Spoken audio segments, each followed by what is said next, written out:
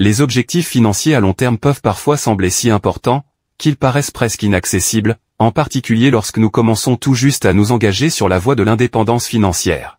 Comme beaucoup d'autres membres de la communauté des retraités précoces financièrement indépendants, j'ai trouvé utile de diviser l'objectif de l'indépendance financière en niveaux d'indépendance financière plus petits, et plus faciles à gérer. Non seulement parce que cela nous permet de suivre plus facilement nos progrès, ce qui nous aide à rester motivés tout au long du processus, mais aussi parce que cela nous aide à surmonter l'obstacle initial que représente le fait de commencer à s'attaquer à cette montagne de tâches. Dans la vidéo d'aujourd'hui, je vais vous présenter ce que je considère comme les 10 niveaux de l'indépendance financière, et vous donner un exemple de la façon de passer du premier au dernier niveau au cours de votre vie. Bonjour à tous, et bienvenue sur le Titan Cuirassé, une chaîne où vous pouvez apprendre sur l'investissement, les finances personnelles, la gestion de l'argent, la psychologie, et sur beaucoup d'autres sujets d'éducation financière, parce que les écoles ne vont pas le faire à votre place. Si l'un de ces sujets vous intéresse, ou si vous voulez apprendre à mieux gérer votre argent, et à jouir d'une plus grande liberté financière, n'oubliez pas de vous abonner, de me laisser un like et d'activer la cloche des notifications pour être averti chaque fois que je publierai une vidéo.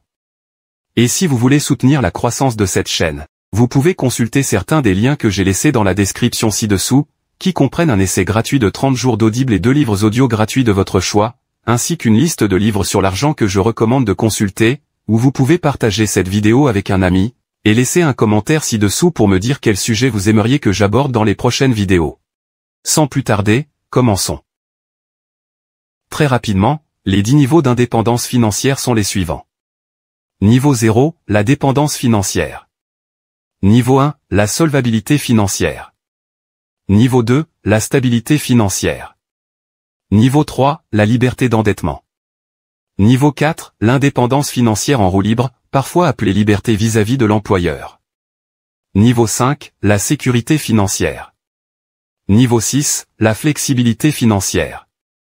Niveau 7, l'indépendance financière. Niveau 8, la liberté financière. Et enfin, niveau 9, l'abondance financière. Les niveaux sont généralement définis comme suit. Le niveau 0 ou la dépendance financière est lorsque le remboursement de vos dettes et vos autres frais de subsistance sont supérieurs à vos propres revenus. Cela signifie que vous dépendez d'une manière ou d'une autre de quelqu'un, ou d'un chèque de paie pour vous aider à payer vos factures.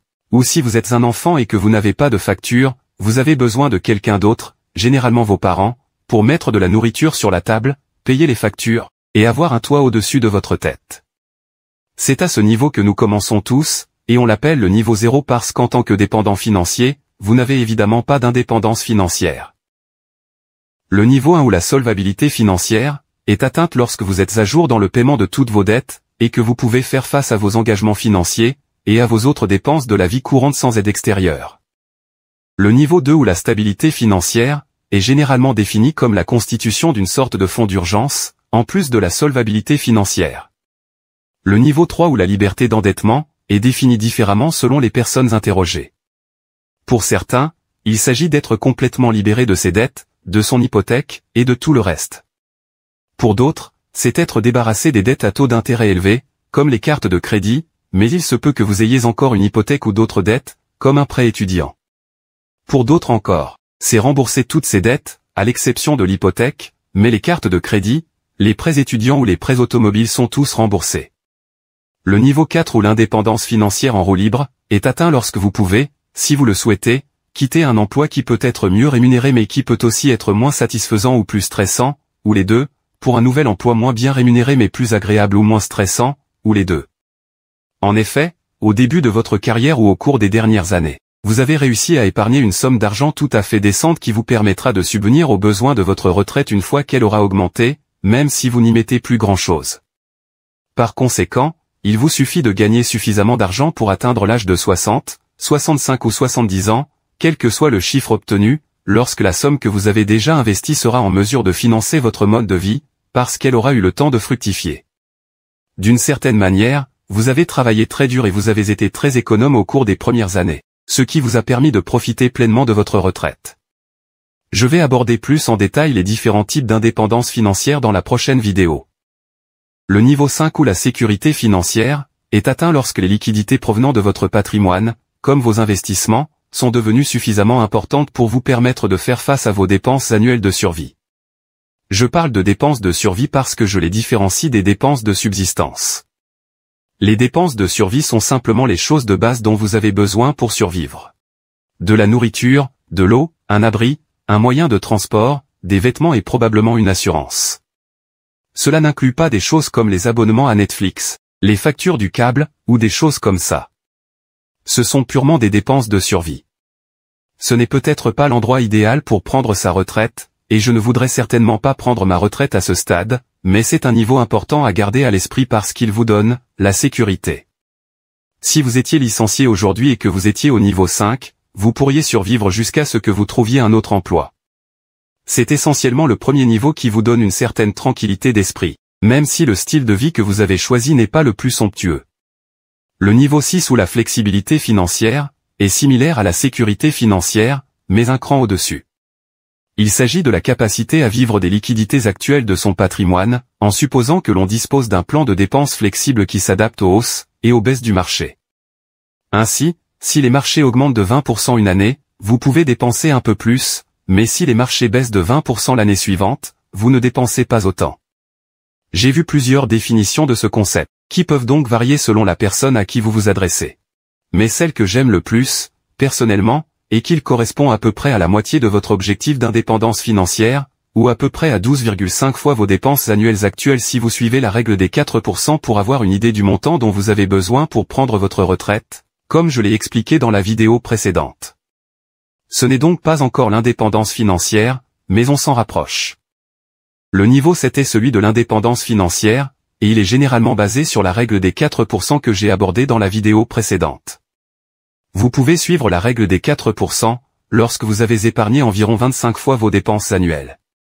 La plupart du temps, cette somme sera suffisante pour vous permettre de maintenir votre mode de vie actuel à la retraite, et par conséquent, vous pouvez être considéré comme financièrement indépendant. Certains articles s'arrêtent là, mais je pense qu'il y a quelques niveaux un peu plus élevés qui valent la peine d'être pris en considération, même si certains d'entre nous décident de ne jamais essayer de les atteindre parce que le niveau 7 leur permet de faire ce qu'ils voulaient depuis le début. Parlons donc de ces autres niveaux. Le niveau 8 ou la liberté financière. J'ai souvent vu les gens le définir comme étant lorsque le flux de trésorerie provenant de vos investissements est supérieur à l'indépendance financière, et à quelques autres objectifs de vie. Les objectifs de vie, bien sûr, diffèrent d'une personne à l'autre. Il peut s'agir d'un ou deux voyages à l'étranger, ou d'un déménagement dans un nouvel endroit où vous avez toujours voulu vivre, mais où vous n'avez pas eu assez d'argent pour y vivre jusqu'à présent, ou quoi que ce soit d'autre. Comme je l'ai dit, c'est différent pour tout le monde. Le niveau 9 ou l'abondance financière est tout simplement le fait que les liquidités provenant de vos investissements sont supérieures à ce dont vous n'aurez jamais besoin. Vous pourriez les dépenser si vous le vouliez vraiment, mais cela vous demanderait un certain effort. Et les éléments du niveau 8 n'y changent pas grand-chose. Vous pourriez donc augmenter encore ces objectifs et disposer de plus de liquidités à la fin de l'année.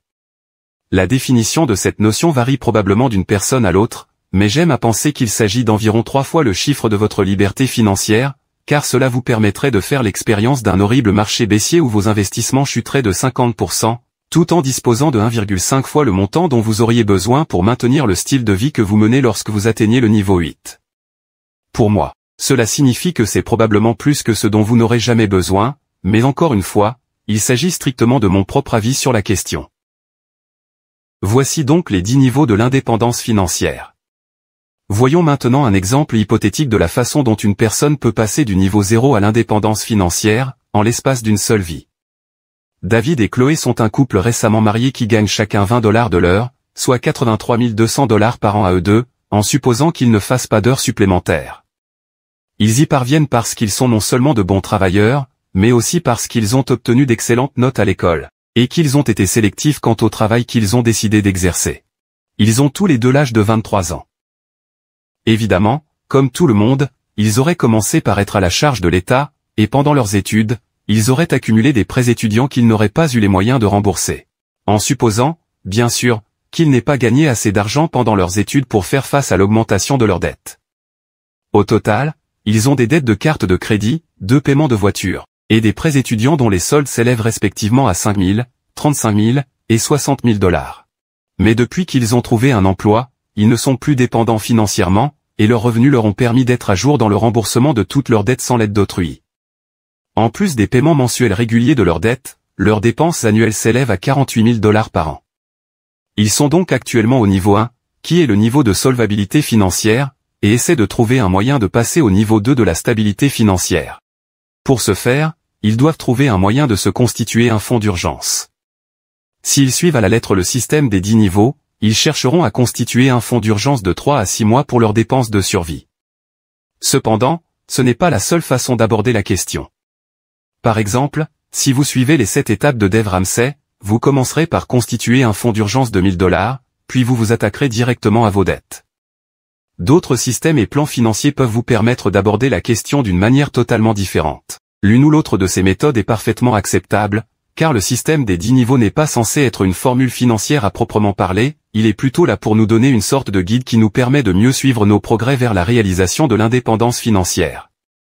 Mais pour les besoins de cette vidéo, je vais supposer que l'on suit les 10 niveaux dans l'ordre, et que l'on va donc se constituer un fonds d'urgence complet. Afin de déterminer le montant du fonds d'urgence dont ils ont besoin, nous devons savoir combien d'argent ils ont besoin pour survivre. Cela ne doit pas se faire nécessairement en fonction de leur niveau de dépenses actuel, mais uniquement en fonction de leurs dépenses de survie, ou en d'autres termes, la nourriture, le logement, les services publics, les vêtements de base, une certaine forme de transport, ainsi que les assurances qui y sont liées, en supposant qu'il y en ait. Dans le cas présent, je vais supposer que leurs dépenses de survie s'élèvent à environ 3 000 $ par mois. Cela signifie que pour obtenir un fonds d'urgence de 3 mois, ils auront besoin de 9 000 $, et que pour obtenir un fonds d'urgence de 6 mois, ils devront épargner 18 000 $. David et Chloé estiment tous deux que leur emploi est très sûr, et que le marché se porte plutôt bien. Il est donc peu probable, du moins à court terme, qu'ils soient licenciés parce que l'entreprise doit réduire ses effectifs. Ils décident donc ensemble qu'ils peuvent se contenter d'un fonds d'urgence de 9 000 $ pour 3 mois. Avec un revenu annuel de 83 200 $, des dépenses annuelles de 48 000 $, et des paiements mensuels minimaux de 100 $ sur la carte de crédit, soit 2% du solde, de 550 $ et 78 cents sur le prêt automobile, et de 621 $ et 83 cents sur le prêt étudiant, il leur restera environ 1 660 $ et 72 cents par mois pour commencer à constituer leur fonds d'urgence. Cependant, David et Chloé se sont beaucoup penchés sur leurs finances et ont fait des recherches ces derniers temps, et la possibilité de devenir financièrement indépendants alors qu'ils sont encore jeunes les enthousiasme. Ils veulent donc voir s'il existe un moyen d'accélérer le processus. Heureusement, il en existe plusieurs. Après avoir examiné les différentes options, ils décident de faire autant d'heures supplémentaires que possible. Par souci de simplicité, je vais supposer qu'ils parviennent à faire en moyenne 5 heures supplémentaires par semaine, ce qui augmentera leur revenu mensuel d'environ 1 300 $. Cela signifie qu'au lieu de 1 660 $ par mois, il leur restera 2 960 $ par mois. Ils décident également de vendre leurs 2 voitures pour acheter de belles voitures d'occasion au comptant, afin d'alléger leur dette initiale. Après avoir publié quelques annonces en ligne, ils ont réussi à trouver des acheteurs pour chacune de leurs voitures, et ces derniers sont prêts à leur donner 30 000 $ pour les 2 voitures. Ils prennent donc ces 30 000 $, en utilisent 5 000 pour rembourser le solde de la carte de crédit, et 10 000 pour acheter 2 voitures d'occasion, chez quelqu'un dont ils savent qu'il prend bien soin de ses véhicules, qu'il s'agisse d'un ami, de la famille, ou d'un mécanicien en qui ils ont confiance. Les 15 000 $ restants sont consacrés à leur prêt automobile. Cela signifie que le prêt de la carte de crédit est entièrement remboursé, et que le paiement minimum de 100 $ n'est plus nécessaire. David et Chloé commencent donc à verser 3 060 $ par mois dans leur fonds d'urgence, et l'alimentent entièrement en 3 mois, avec un peu d'argent restant à la fin du 3e mois pour rembourser leur prêt automobile. Au cours de ces 3 premiers mois, ils ont réussi à ramener le solde de leur prêt automobile à 18 423 $. Cela a été possible en grande partie grâce aux 15 000 $ qu'ils ont versés au cours du premier mois après avoir vendu les voitures, et aussi grâce au paiement minimum qu'ils ont versé au cours de ces 3 premiers mois. Maintenant que leur fonds d'urgence est entièrement alimenté, ils sont en mesure de consacrer ces 3 060 $ par mois en plus du paiement minimum de 550 $ par mois, au prêt automobile, et de le rembourser en 6 mois. Ainsi, après seulement 9 mois de voyage, David et Chloé disposent non seulement d'un fonds d'urgence entièrement financé, mais ils ont également remboursé leurs 2 prêts automobiles. Il ne leur reste plus qu'à s'attaquer aux prêts étudiants. Grâce au fait qu'ils ont effectué les paiements minimums pendant 9 mois, et qu'ils disposaient d'un peu plus de 3 000 $ à la fin du 9e mois après avoir remboursé leurs prêts automobiles, le solde de leurs prêts étudiants s'élève maintenant à 53 263 $.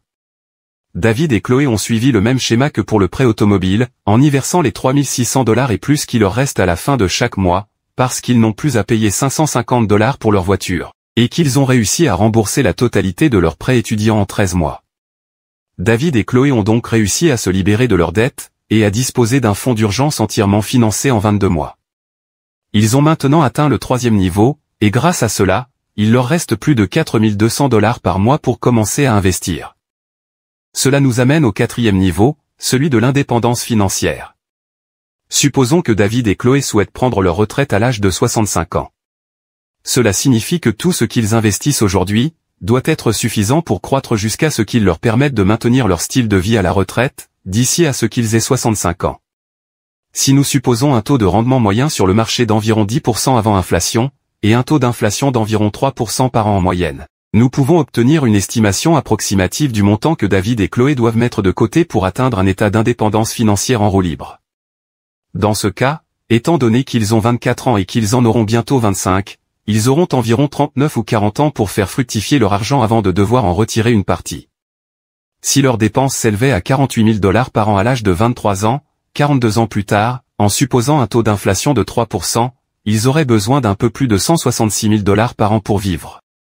Toujours en supposant que nous suivions la règle des 4% pour déterminer le montant dont ils auront besoin une fois à la retraite pour être financièrement indépendants, cela signifie qu'ils devront avoir au moins 4,15 millions de $ investis sur le marché au moment où ils atteindront 65 ans. Dans leur cas, ils auraient besoin d'environ 110 000 $ pour atteindre l'indépendance financière. Comme ils sont capables d'épargner environ 4 233 $ par mois maintenant qu'ils n'ont plus de dettes, ils peuvent atteindre cet objectif en 2 ans seulement. Cela signifie qu'en théorie, ils pourraient quitter leur emploi pour un travail plus gratifiant, moins stressant, mais probablement moins bien rémunéré, 3 ans et 10 mois seulement après le début de leur voyage financier. C'est incroyable. Mais comme je l'ai dit, l'indépendance financière en roue libre n'était pas leur objectif final. Ils voulaient être totalement indépendants financièrement, ce qui les a donc poussés à continuer à travailler et à investir pour l'instant. Le niveau suivant est le niveau 5, celui de la sécurité financière. Il est atteint lorsque le flux de trésorerie provenant de vos investissements est supérieur à vos dépenses annuelles de survie, ce qui, je le rappelle, représente 3 000 $ par mois ou 36 000 $ par an, dans le cas de David et Chloé. Parce qu'ils n'ont pas de dette, qu'ils gagnent bien leur vie à leur travail et qu'ils gèrent leurs finances de manière réfléchie, ils ont atteint la sécurité financière en un peu plus de 4 ans, avec plus de 367 000 $ dans leur portefeuille. Il ne s'est écoulé que 87 mois, soit 7 ans et 3 mois, depuis le début de leur parcours financier. David et Chloé ont 30 ans, et ils s'en sortent grâce à leurs seuls investissements. En théorie, ils pourraient prendre leur retraite maintenant. Ce ne serait pas la retraite la plus glamour, et ce n'était pas leur objectif, mais c'est une option qu'ils ont. Ils n'ont plus à s'inquiéter de perdre leur emploi, car même s'ils le perdaient tous les deux aujourd'hui, ils seraient en mesure de tenir suffisamment longtemps pour trouver un nouvel emploi, ou une autre source de revenus. C'est vraiment le premier niveau où l'on commence à avoir l'esprit tranquille quand il s'agit d'argent, du moins à mon avis. Ensuite, il y a la flexibilité financière qui, comme je l'ai mentionné plus tôt dans la vidéo, a plusieurs définitions selon la personne à qui l'on s'adresse. Mais pour les besoins de cette vidéo, je suppose qu'elle correspond à environ 12,5 fois vos dépenses annuelles actuelles, ce qui, pour David et Chloé, représente environ 600 000 $, ou environ 855 000 $ si l'on tient compte de l'inflation. Cela signifie qu'ils atteindraient la flexibilité financière au bout de 9 ans et 8 mois, si on ne tient pas compte de l'inflation, ou au bout de 11 ans et 9 mois si l'on en tient compte. David et Chloé continuent d'investir en dépit des hauts et des bas des marchés, jusqu'à ce qu'ils atteignent l'indépendance financière, exactement 14 ans après le début de leur parcours financier, en supposant que l'inflation ne soit pas prise en compte, ou 18 ans et 3 mois si elle l'est. Vous vous demandez peut-être pourquoi j'ai séparé les périodes où l'on tient compte de l'inflation de celles où l'on n'en tient pas compte, alors qu'il faudrait toujours tenir compte de l'inflation. Techniquement, oui. Mais la raison pour laquelle je les sépare est que, d'après mon expérience personnelle et celle des autres, ce voyage change votre façon de voir beaucoup de choses, et le plus souvent, ces changements vous amènent à apprécier davantage des choses telles que, la liberté de mobilité et de localisation, la liberté de temps à passer avec les gens que vous aimez. Il vous amène aussi à apprécier de moins en moins les choses matérielles qui coûtent peut-être beaucoup d'argent. Cela ne veut pas dire que tout le monde devient minimaliste en suivant ce parcours, je ne dis pas cela du tout. Mais j'ai vu beaucoup de personnes qui ont suivi ce parcours devenir plus proches du minimalisme qu'elles ne l'étaient au départ, car elles découvrent que de plus en plus de choses qu'elles avaient l'habitude d'acheter ne leur apportent tout simplement pas assez de valeur ou de bonheur, pour qu'elles valent la peine d'être achetées. Ils trouvent de meilleures façons d'utiliser leur argent et leur temps, et par conséquent, ils ont généralement tendance à dépenser moins. Cela signifie que même si l'inflation augmente techniquement vos dépenses en rendant chaque dollar de moins en moins précieux au fil du temps, si vous diminuez également vos dépenses parce que ce que vous appréciez change, cela peut s'équilibrer, ou dans certains cas, vous pouvez même voir vos dépenses régulières diminuer d'une année sur l'autre au fur et à mesure que vous avancez dans votre parcours. C'est pourquoi je les ai séparés. Avant de continuer, je voudrais mentionner que, d'après ce que j'ai vu dans divers articles et forums, certaines personnes aiment vraiment avoir encore plus d'objectifs à poursuivre au cours de leur voyage, que ce que j'ai présenté aujourd'hui dans cette vidéo. Donc si cela vous aide, n'hésitez pas à décomposer ces niveaux encore plus loin que ce que j'ai fait aujourd'hui. C'est évidemment juste la liste que j'ai utilisée, et cela a fonctionné pour moi. Mais vous pourriez aller encore plus loin. Par exemple, la liberté d'endettement pourrait être décomposée en 3 étapes distinctes. La première, où vous vous libérez de toutes les dettes à intérêt élevé. La deuxième, où vous vous libérez de toutes les dettes à l'exception de la maison, si vous en avez une. Et la troisième, où vous êtes totalement libre de dettes. Vous pourriez aborder le niveau d'indépendance financière en roue libre de la même manière, en le divisant en 2 étapes. La première, où vous avez investi suffisamment pour survivre à la retraite. Et la seconde, où vous avez investi suffisamment pour maintenir votre style de vie actuel, en tenant compte de l'inflation bien sûr, à la retraite. Le niveau d'indépendance financière peut également être divisé en 3 étapes. Le premier stade correspondrait à un niveau d'indépendance financière qui permet de survivre. Le deuxième stade correspondrait à un statut de l'INFAIA. Et le troisième stade correspondrait à un niveau d'indépendance financière totale par rapport à votre mode de vie actuel, en supposant qu'il soit supérieur au niveau de l'INFAIA. Que pensez-vous de ce système à 10 niveaux pour suivre notre progression vers l'indépendance financière? L'un d'entre vous utilise-t-il un système similaire pour suivre ses progrès? Si oui, quel est-il? Et à quel niveau, étape, ou stade en êtes-vous? Faites-le moi savoir dans les commentaires ci-dessous.